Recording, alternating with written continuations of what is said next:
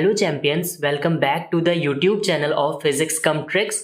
Channel का नाम physics ज़रूर है, लेकिन यहाँ पर हम लोग बात कर रहे होंगे बायोलॉजी की भी, केमिस्ट्री की भी, ताकि आप जितना डिजर्व करते हैं उससे ज़्यादा ही मार्क्स आपके एग्जाम में आए। दैट मीन्स आप 100 आउट ऑफ 100 तो डिजर्व करते ही हैं, and 5 marks extra for good hand writing. And बिना टाइम वेस्ट किए हुए यार मॉलिक्यूलर बेसिस ऑफ इनहेरिटेंस पे चलते हैं।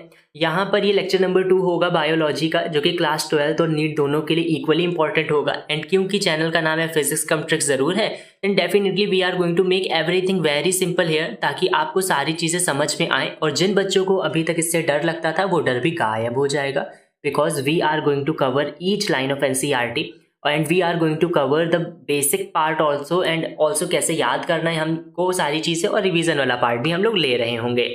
आई थिंक क्लियर है। लास्ट क्लास में देखिए हम लोगों ने ये सारी चीज़ें डिस्कस कर ली थी, किसने खोजा, क्या होता है एडेनाइन, प्यूरिन, गुएनाइन, और न्यूक्लियोटाइड, न्यूक्लियोसाइड कैसे याद करेंगे वो टाइड के पैकेट से, ठीक है। और फ्रैंकलिन कौन थे, वो सारी चीज़ें हमने डिस्कस की थी।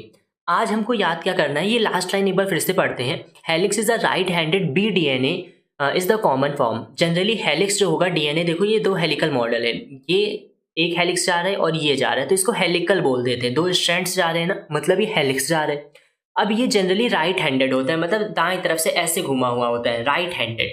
और इसको क्या बोलते हैं हम लोग, बी डीएनए बोलेंगे। क्या बोलेंगे भाई मेरे, बी डीएनए। क्या बोलेंगे फिर से एक बार बता दो, बी डीएनए।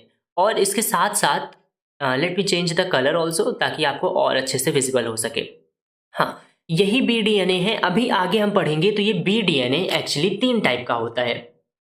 ये डीएनए 3 टाइप का होगा, एक होगा ए डीएनए, एक होगा बी डीएनए, एक होगा जेड डीएनए। सबसे ज़रूरी बात है भाई कि इन तीनों में डिफरेंस क्या है वो हमको याद करना है। और इसमें डिफरेंस ये है कि ए डीएनए राइट हैंडेड होता है और बी डीएनए भी राइट हैंडेड होता है। मतलब जो हेलिकल है वो दाएं हाथ के तरफ से ऐसे घूमेगा, राइट हैंडेड घूमेगा, जबकि जेड डीएनए क्या होता है, लेफ्ट हैंडेड होगा।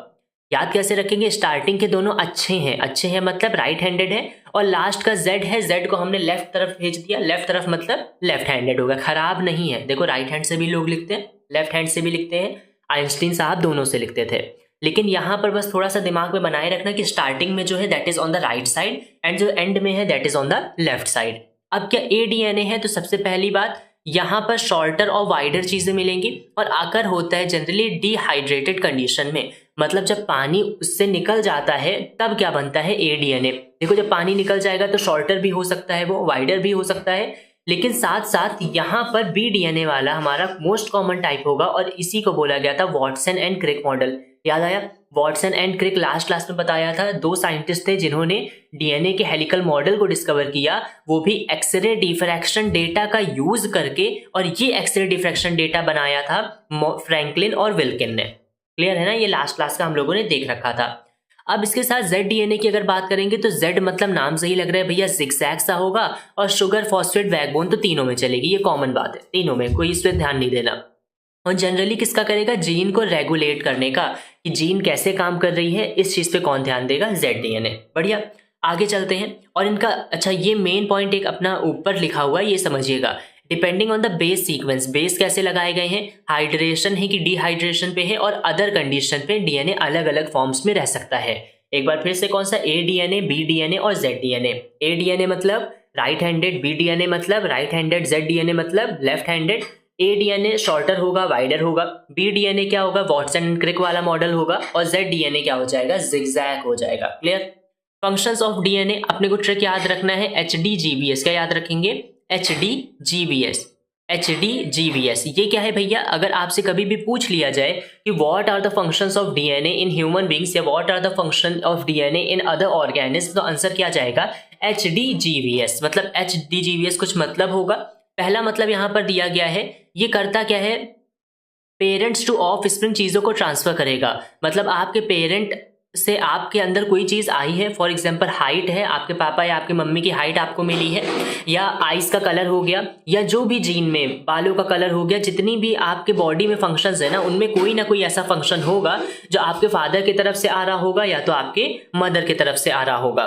तो यहाँ पर यही जो फादर टू ऑफ स्प्रिंग या मदर टू ऑफ स्प्रिंग, मोटा मोटा 1 जनरेशन से दूसरे जनरेशन में भेजने का काम कौन करता है, इंफॉर्मेशन का, पापा से बच्चों में या मम्मी से बच्चों में कैसे वही चीज़ें ट्रांसफ़र हो रही हैं, तो ये कोई ना कोई तो स्टोर कर रहा होगा इन्फॉर्मेशन। यही स्टोर करने वाला भी है कौन, हमारा डीएनए, और इसी हेरिडिटरी ट्रांसमिट करने वाला भी कौन है, हमारा डीएनए ही है।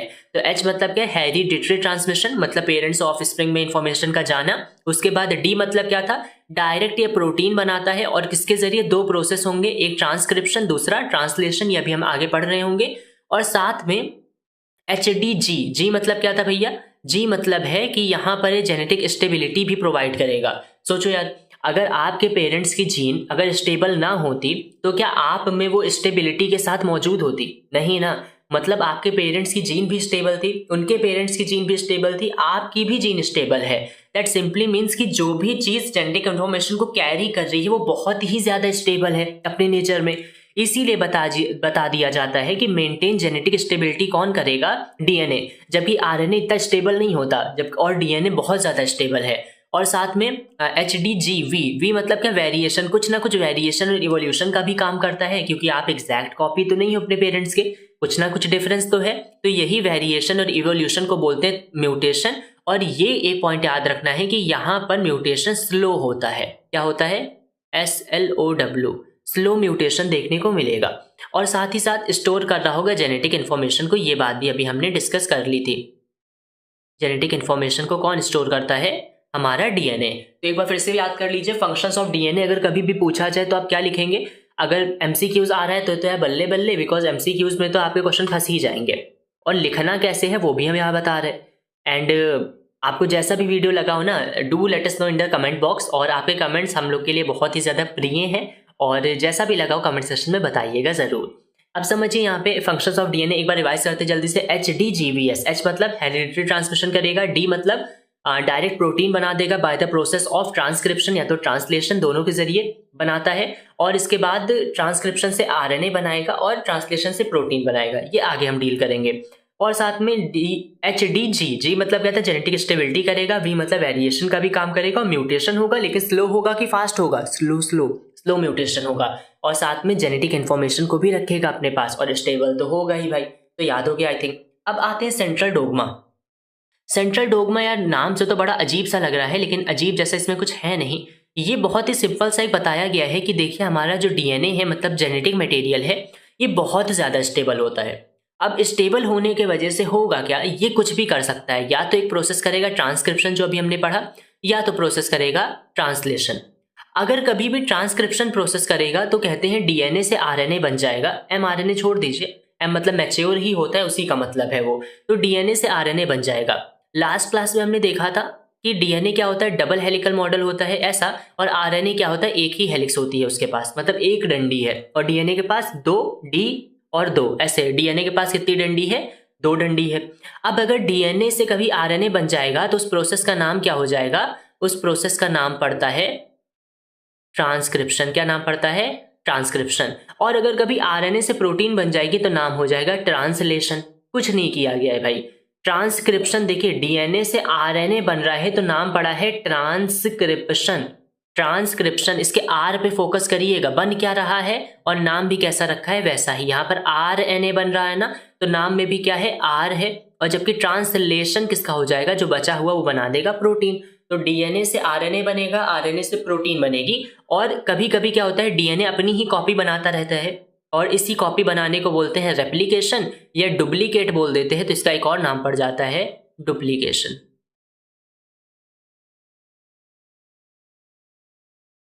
डुप्लीकेशन।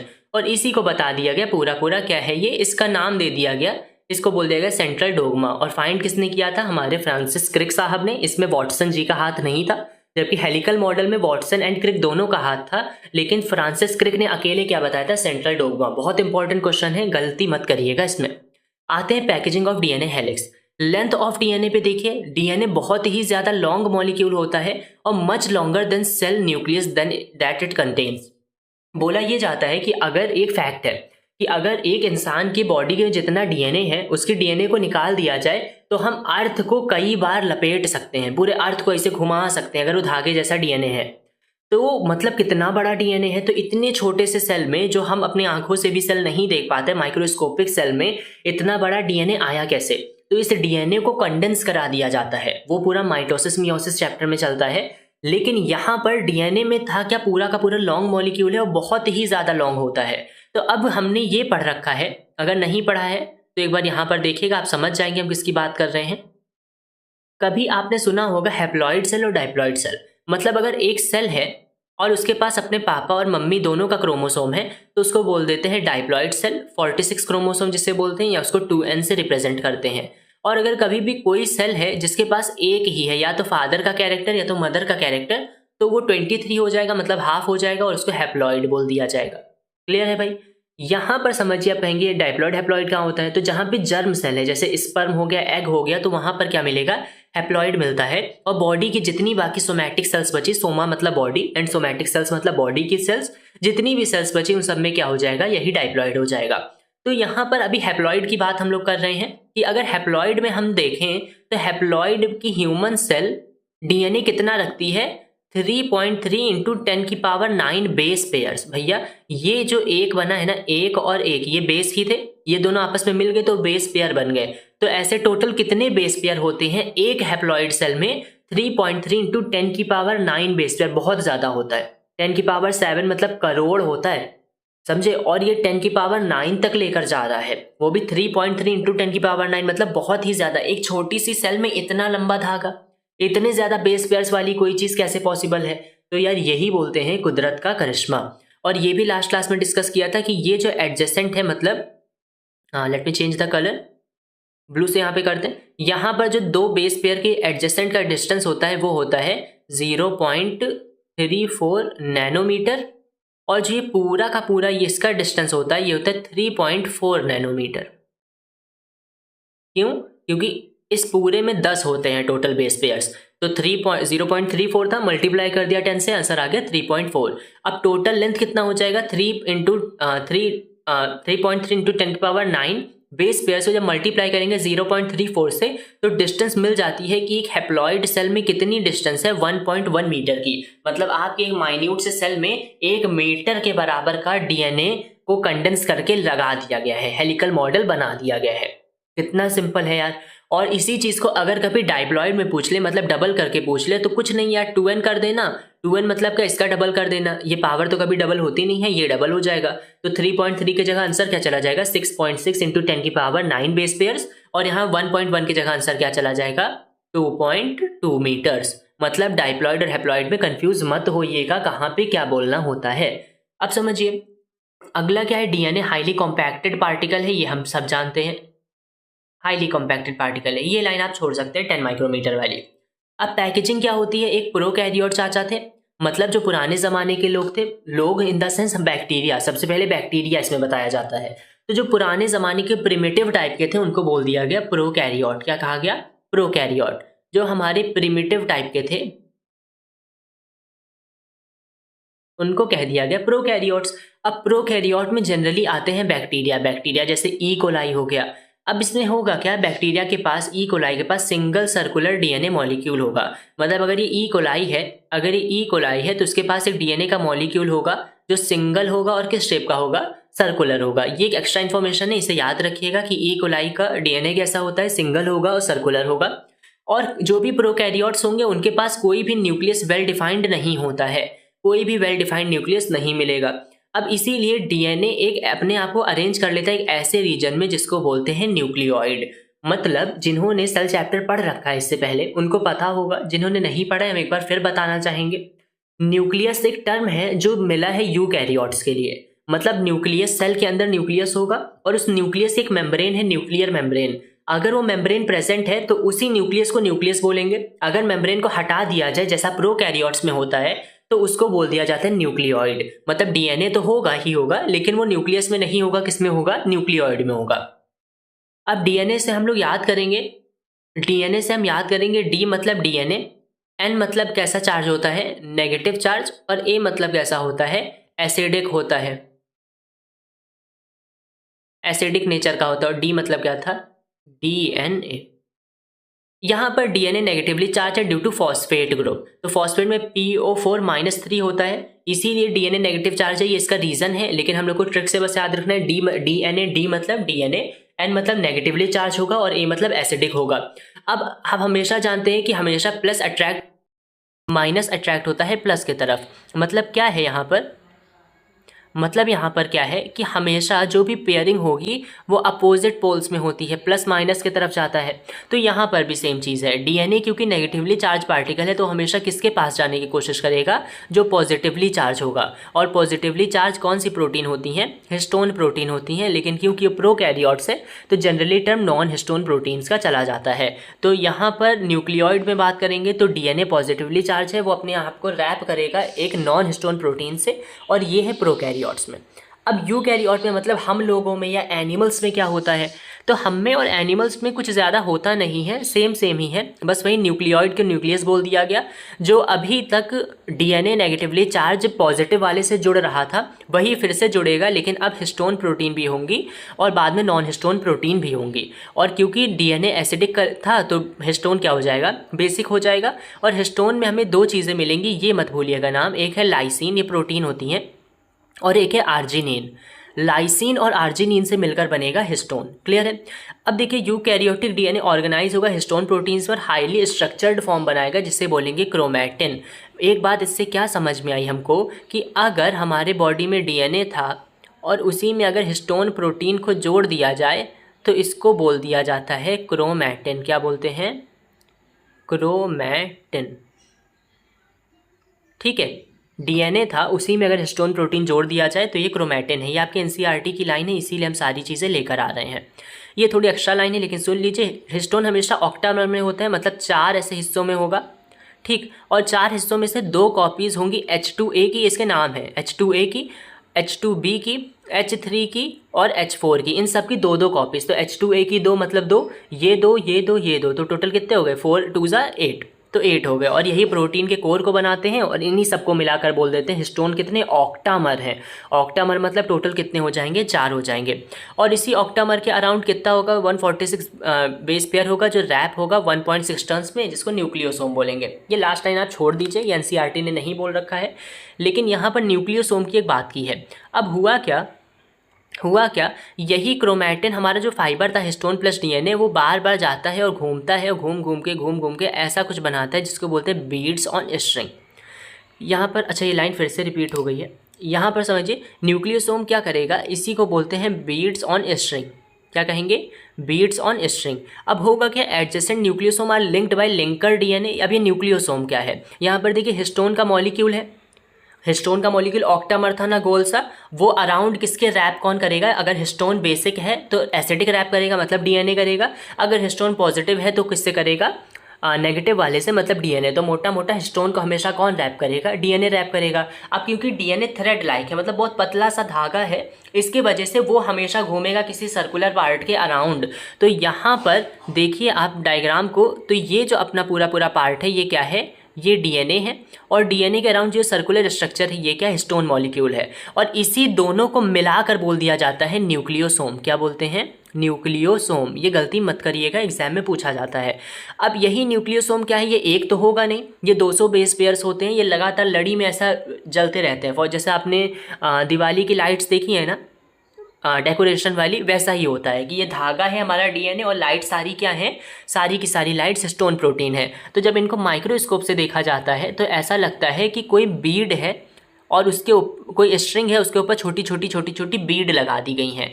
तो इसी को बोल दिया जाता है न्यूक्लियोसोम के अरेंजमेंट को बीड्स ऑन स्ट्रिंग। ठीक, आज इतना ही करेंगे। अच्छा ये भी कर लीजिए ये वाला पार्ट, ताकि ये वाला पार्ट पूरा कंप्लीट हो जाए। फिर बाकी का हम लोग नेक्स्ट क्लास में करेंगे। हम छोटा वीडियो इसलिए डाल रहे हैं, don't go on the timer, कि आप टाइमर बहुत ज़्यादा इसमें ले रहे हैं, but I am going in the detail part, कि अगर आपको एक भी टॉपिक छोटा सा भी मिस हो ना, अगर आपका कहीं भी लॉजिक काम ना कर रहा हो तो आपका लॉजिक भी काम करे। एग्जाम में कैसे लिखना है वो भी आपको आना चाहिए, और एग्जाम में कैसे मार्क्स लाने हैं, क्या हैक्स होंगे, क्या ट्रिक्स होंगे, कैसे रिमेंबर करना है वो भी आना चाहिए। और इसके साथ साथ जब भी आप एग्ज़ाम में बैठेंगे तो एग्ज़ाम में आपका स्ट्रक्चर क्या होना चाहिए वो भी हम बताएंगे। वो अभी नहीं बताया है, स्ट्रक्चर लिखने का पैटर्न क्या होगा वो भी बताएंगे। इसीलिए बहुत डिटेल में चल रहे हैं कि आपके यार कहीं भी अगर आधे मार्क्स भी कटने वाले हों तो वो मार्क्स भी ना कटे। We are making videos for all of you students. मतलब ऐसा कुछ नहीं है कि हम बहुत ज़्यादा वैसा कुछ बना रहे हैं अलग तरीके का content. We are just taking the NCERT वाली लाइंस, क्योंकि एनसीईआरटी से ही क्वेश्चन बनता है, and we are just modifying those lines कि कैसे कैसे लिखें, कैसे कैसे प्रेजेंटेशन दें कि आपको तुरंत याद हो जाए, क्या डायग्राम्स डालें क्या नहीं डालें। हम इन सारी चीज़ों पे काम कर रहे हैं, and all these efforts are for all of you students. इसीलिए बस ये है कि आपको जैसा भी ये वीडियो लग रहा हो, do let us know in the comment box. अगर कोई भी सजेशन हो, do let us know. We are very much, we always welcome your feedbacks कि आप कैसे बोल रहे हैं, क्या चीज़ें हमें और सुधारनी चाहिए, और साथ में ही क्या चीज़ों को हम ध्यान रखें। और इसके साथ अगर कोई भी आपको टॉपिक नहीं आ रहा हो कि आप चाहते हैं पहली वो वीडियो बना दी जाए, तो वो बना दी जाएंगी, कोई दिक्कत नहीं है। बिकॉज जब चैनल आपका है तो आपके हिसाब से ही तो चलेगा। जो चीज़ें आप पहले बोलेंगे, we are going to update that earlier. Simple. आते हैं यहाँ पे यूक्रोमैटिन एंड हेट्रोक्रोमैटिन पर। यूक्रोमैटिन, अरे भैया इतना ज़्यादा मोटा मारकर ब्लू ही लेते हैं वापस। यूक्रोमैटिन और हेट्रोक्रोमैटिन, अब होती क्या है समझिएगा। अपने पास जो हिस्टोन प्रोटीन थी वो तो अपने जगह है, वो बीट्स ऑन स्ट्रिंग बना रहा था, मतलब डीएनए और हिस्टोन मिलकर बीट्स ऑन स्ट्रिंग का फॉर्मेशन कर रहा है। डीएनए बगल में ऐसे रैप कर रहा था हिस्टोन को, तो ये बीट्स ऑन स्ट्रिंग था। इसके अलावा कुछ और प्रोटीन होंगी, हिस्टोन के अलावा कुछ और प्रोटीन्स होती हैं, और वो क्रोमैटिन ही जनरली होते हैं। तो वो दो टाइप का होता है, एक होता है यूक्रोमैटिन, एक होता है हेट्रोक्रोमैटिन। और साथ ही साथ नॉन हिस्टोन प्रोटीन्स भी है ना, वो यही इधर ही मिलती हैं। हिस्टोन प्रोटीन था वो समझ में आ गया, कुछ नॉन हिस्टोन प्रोटीन्स भी होंगी, और इधर ही हमको मिल जाएगा लूजली पैक्ड क्रोमैटिन और डेंसली पैक्ड। मतलब अगर यूक्रोमैटिन है,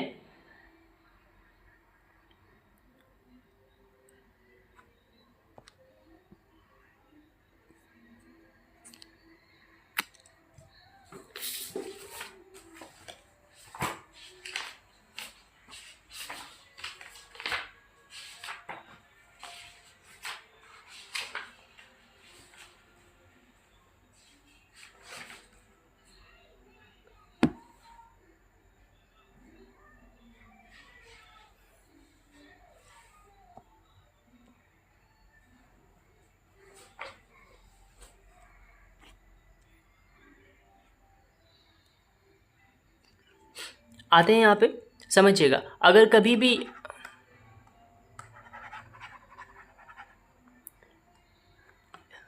यहाँ पर जो अगला टॉपिक बचा है, यही टॉपिक आज करेंगे हम लोग।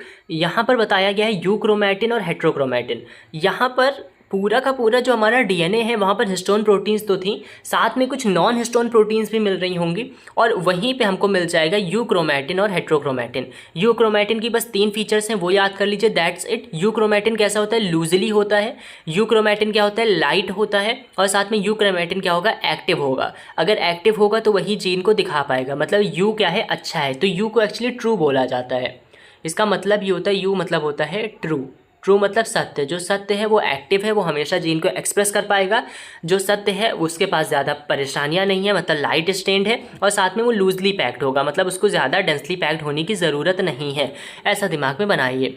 अब यहाँ पर उसी जगह अगर हेट्रोक्रोमैटिन अपोजिट है, अगर वो लूजली था तो ये डेंसली है, अगर वो लाइटली था तो ये डार्कली है, अगर वो एक्टिव है तो ये इनएक्टिव है। मतलब ये जीन साइलेंसिंग में काम करेगा। ये जीन साइलेंसिंग बस याद रखिए, ये मिसप्रिंट हो गया। और यहाँ पर ये जीन रेगुलेशन में काम करेगा, मतलब एक्सप्रेशन में काम करेगा। तो अगर कोई भी चीज़ डेंसली पैक्ड है, इनएक्टिव है, तो वो जीन को साइलेंस करेगा, शांत करने का काम कर रहा होगा। लेकिन अगर कोई चीज़ एक्टिव है, then definitely it is going to express itself. I think ये वीडियो आपको समझ में आई होगी। और फिर से कह रहे हैं यार, जैसा भी वीडियो लगा हो, then let us know in the comment box. We are very much eagerly waiting for your comments. And अपने दोस्तों को भी शेयर कर दीजिएगा। एंड अगर अभी तक सब्सक्राइब नहीं किया है, then subscribe the channel, because बहुत ही ज़्यादा यूनिक कंटेंट लेकर आ रहे हैं। We are going to make diagrams with tricks also, और जो भी चाहिए बताइए, वैसा ही कर रहे होंगे। That's all for today. Thank you.